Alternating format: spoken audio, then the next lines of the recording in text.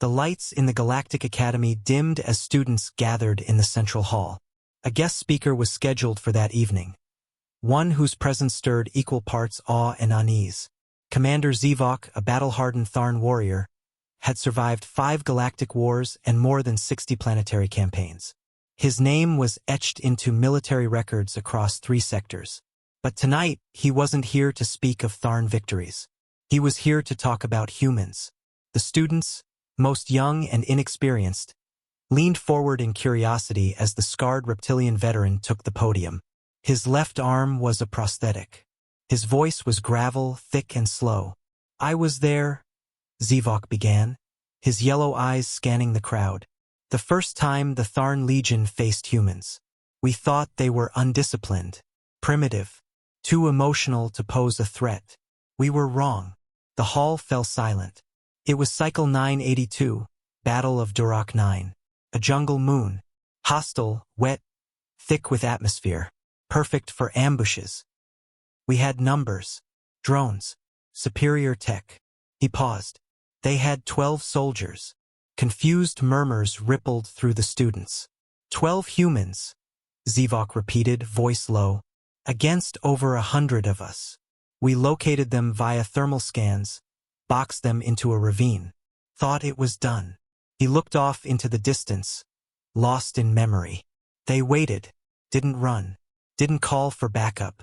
Then one of them, later we learned her name was Sergeant McAllister, threw something we mistook for a defective power cell. He chuckled darkly. It was a bomb, not just any bomb. Homemade. It turned the air into fire. The students gasped. We fell back, confused, burned. That's when the real attack began. He tapped a claw against the metal arm. They moved like shadows, hit us from above, from below, used their environment like a weapon. Our drones lost them. Even our psionic readers couldn't predict them.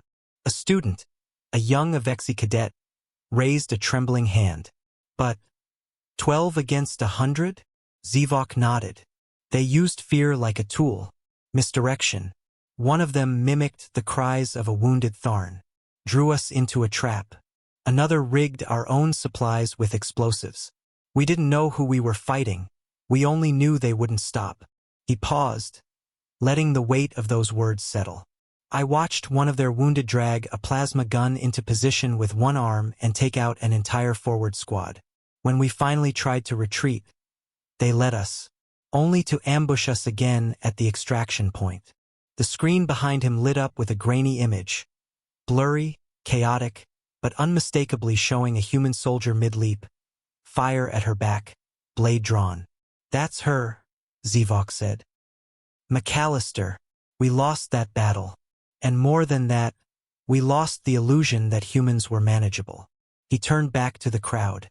What makes them terrifying isn't their weapons or numbers. It's the way they fight when they believe in something, when they fight for each other.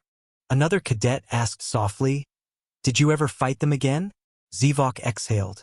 "No, I refused. I retired after Durak 9. Not because I was afraid to die, but because I realized they don't fight like soldiers. They fight like survivors. Like every battle is the last thing keeping the people behind them alive." He stepped away from the podium, voice low. "You can't break them. You can only hope they don't stand in your way."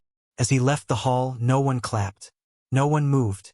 They simply sat in silence, processing the story of 12 humans who turned a battlefield into a nightmare.